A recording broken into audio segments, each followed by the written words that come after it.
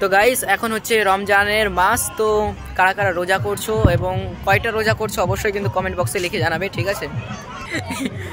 So guys এখানে রয়েছে helicopter, মেলার ভিতরে এসে আমরা হেলিকপ্টারের দেখা পেয়েছি। তো যারা যারা উঠতে চাও এসে এই হেলিকপ্টারগুলোতে উঠতে পারো, মাত্র 50 টাকা নিবে টিকিট, হয়তো কমই নিবে। এটা বাচ্চাদের আছে, বাচ্চাদের 30 টাকা নিতে পারে হয়তো গাইস। আর পিছনে রয়েছে ট্রেন গাড়ি, যারা ট্রেনে উঠতে চাও বন্দে ভারত এক্সপ্রেস, তো ওখানে এসে উঠতে পারো। আরো বিভিন্ন ধরনের খেলনা এসেছে, গাড়ি এসেছে, এই দিকে আছে, দেখতে পাবে তোমরা সকলে। চলো এবার একটু আমরা লটারি দোকান যাবো। লটারি কাটবো না, আমাদের ভাগ্যতে কিছু জিতবে না, ভাগ্যতে বেকার কিছুই লাগবে না, আমাদের ফুটা ভাগ্য নিয়ে এসেছি।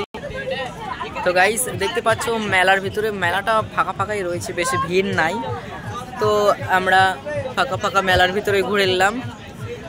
তো কেমন লাগছে অবশ্যই কমেন্ট বক্সে লিখে জানাবে।